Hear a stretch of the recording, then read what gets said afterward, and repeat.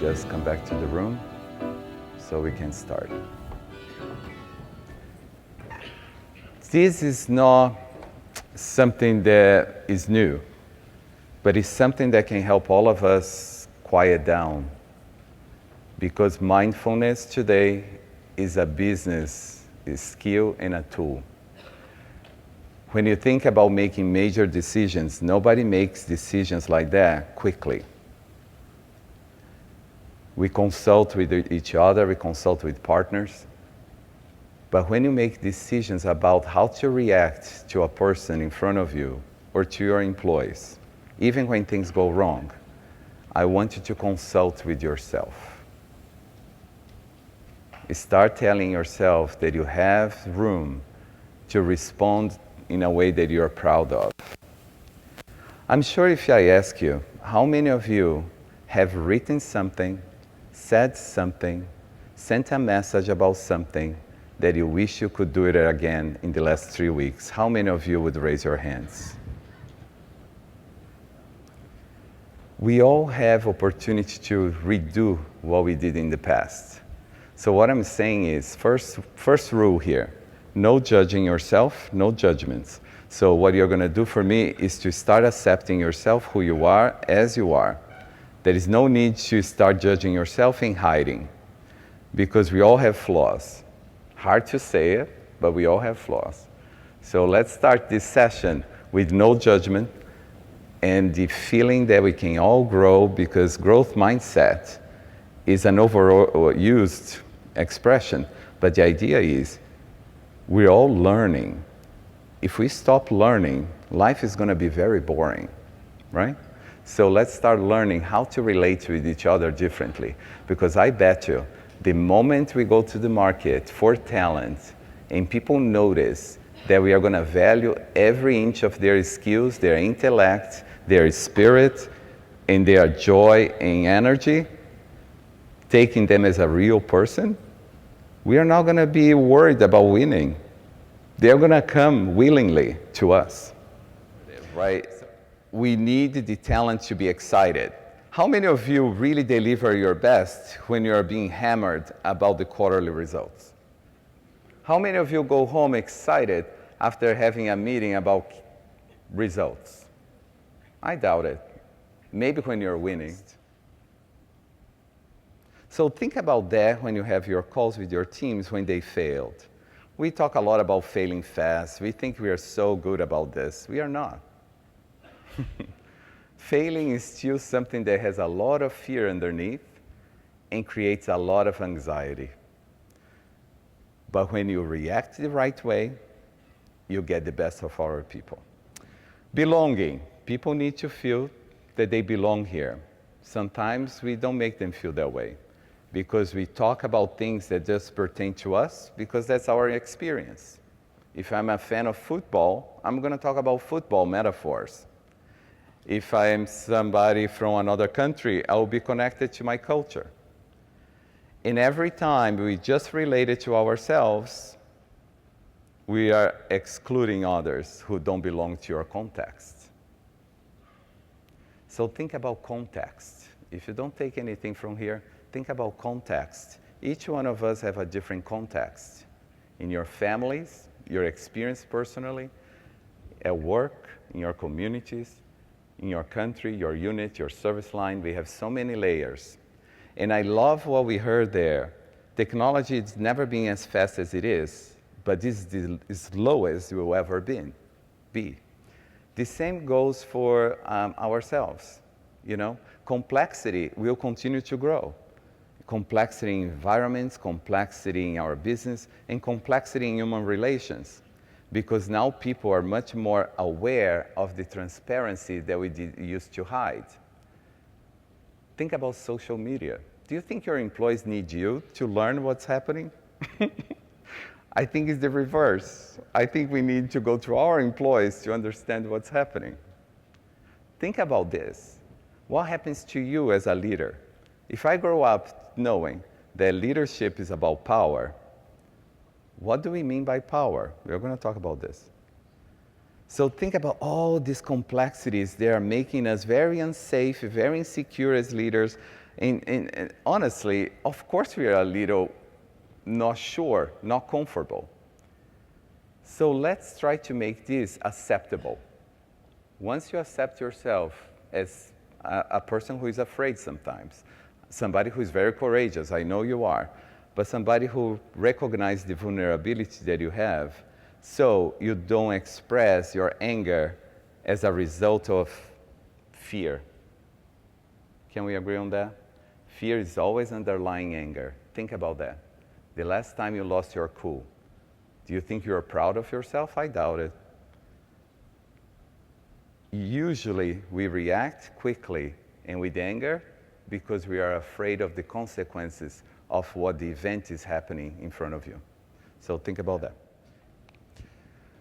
Positive leadership is not new, as I said. Growth mindset.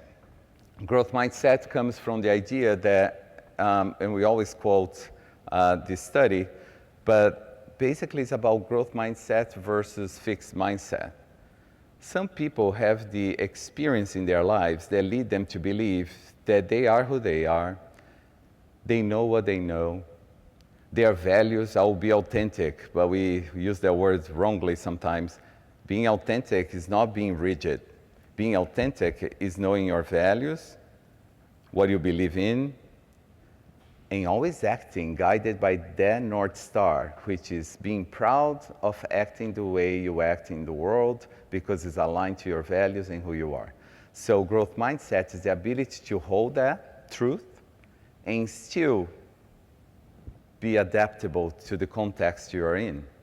So you see, it's complex, but the idea is very simple. Don't lose the sense of self of your values, but don't be rigid. Because the moment you set in stone your assumptions about people, about your clients, about what we need to do, about who you are, and then you start becoming very defensive when we tell you there is a change coming. Services.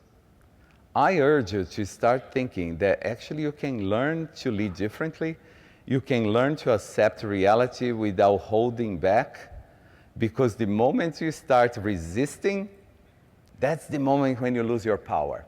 Okay, I'm going to tell you this because this is so essential.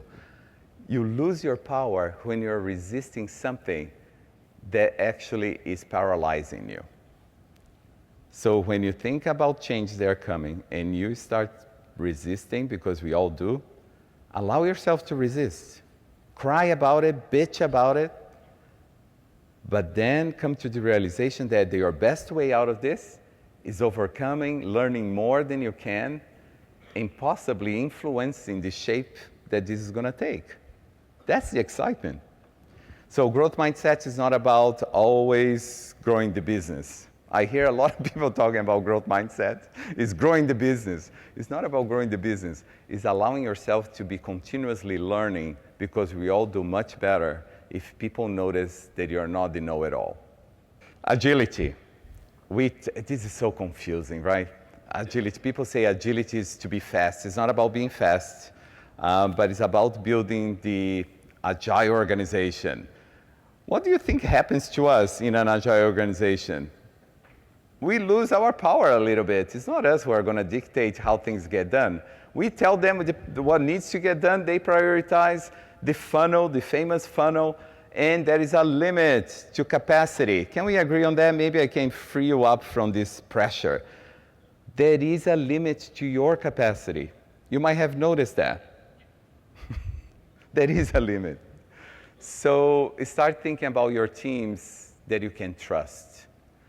At the end of the day, do you really believe that you can control their behaviors? If you do, you're so mistaken. I give a referral to a therapist. If you really believe that you can control other people, we don't. But we can instill a sense of trust and respect just by listening. Just by listening. If you don't do anything else, just listen. Because people want to be heard. The work. And then problems come up, you take the responsibility to solve, because that's why you're a leader. Then you step in front of them. Otherwise, you're behind, just helping them. You just step in the front to take the bullets. That's leadership in the 21st century. Your teams are going to love you for that. Openness, empathy, courage, I talked about this. Let's talk about transparency. Positive performance tension is the ability of you pushing your people to the limits of their skills with support. Psychological safety. There are 2,000 business books on leadership just published in January. I saw that quote, 2,000 in 1 month. So it's not about reading books, forget about books. Start listening to yourself. Go to the mirror and just start sensing, I'm aware of few things, but am I aware of the anxiety that's coming through? Where is that coming from? Usually comes from the idea that you're not doing enough. Usually comes from the idea that you're guilty about not meeting your family responsibilities. Usually comes out of guilt. Guilt leads to shame. Shame leads you to hide.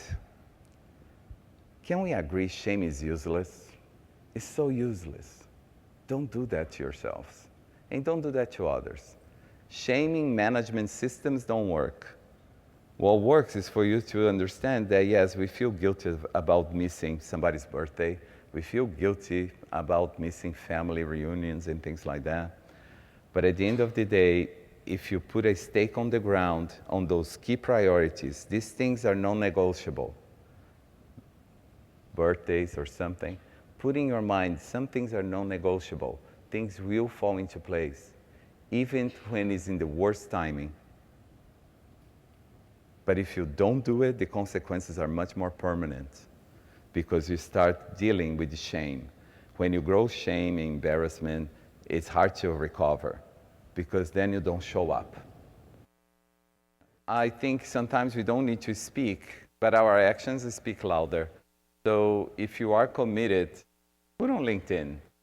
Make your pledge to be more open-minded. Make your pledge to be somebody who is learning about all this. You don't need to know everything, but I think sends a message because all the energy wasted, as Paul said, is wasted energy. And sometimes people don't feel that they belong here. They are going to go somewhere else. There are 10,000 reasons why people are leaving us. And one of them is this one. They don't feel that the environment's safe for them. So let me just finish with a few things here. Power is something so pervasive and yet is invisible. And that's the piece that's very tricky about power. When you get in a room, when there is somebody more powerful entering that room, what we usually say is, your cognitive ability goes down to zero because you're so preoccupied with what's going to happen with that power coming in. Am I going to be targeted? Am I going to be punished? Am I going to be told something public that's going to make me embarrassed? So think about that because you do have power.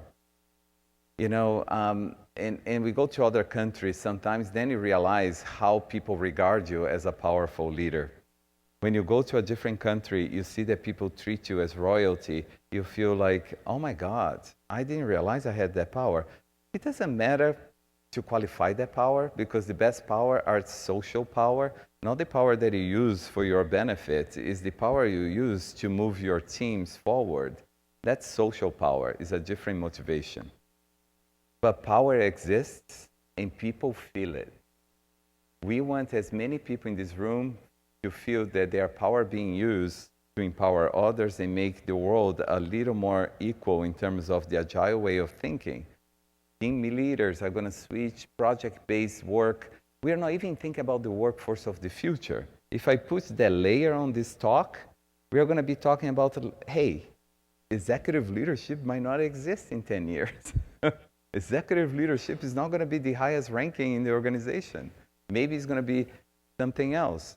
So think about power as something that really something that we strive to manage with honor and pride. Because you do have power. But just be aware of that because, look, when you have it, it activates the approach that we think that we can order and things are going to get done accordingly. It reduces your inhibition. So when you don't have it, look what it says. Increases fear, anger, and silence. It lowers the IQ, motivation, risk-taking, innovation. Of course, would you take a risk in front of somebody that you perceive as punishing? Would you take a risk in front of somebody who might criticize you and the first word that you pronounce? I think all this comes to play here. But power is good. I'm not saying power is bad. Power is amazing. The power of one person changing the world, the Gandhis, the Martin Luther King, there is power in there. But they use their power for social good. And actually, if we start thinking about power as leveraged across, imagine if everybody is empowered in the sense that now they know that they can make things happen.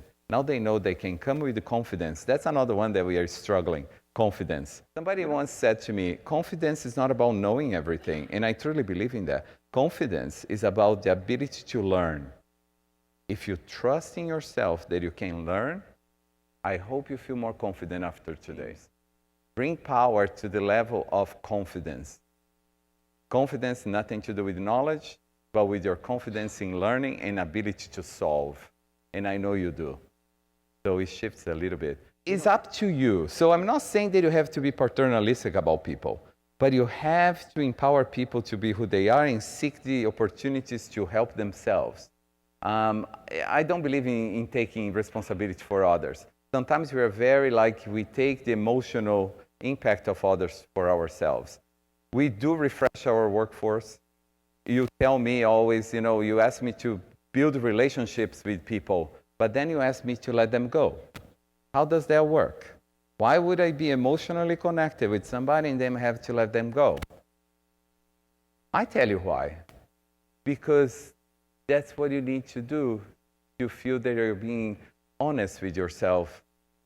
If you connect to people emotionally, you are helping them make sense of the world. Think about that. You are helping people make sense of the world.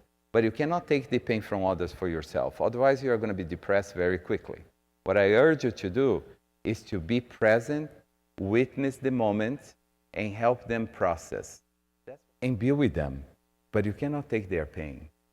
So it's a shared responsibility of us as leaders to motivate them and recognize them and create the environment that we respect them. Teaming is so much fun. When I feel connected emotionally with my team, it's such a wonderful experience. But it comes with pain, right? Along the way, relationships come with the pain.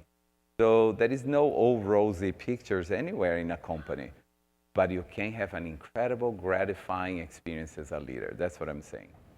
If you put people on flow, if you make people feel that they belong, if you make this environment a little more positive,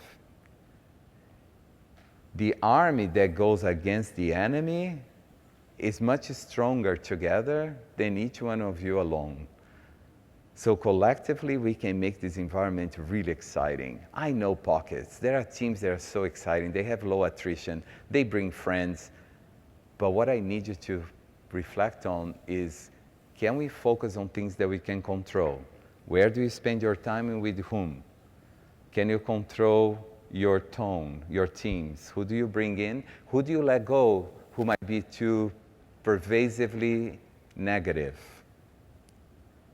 And the tone you use in every relationship, every interaction, every meeting.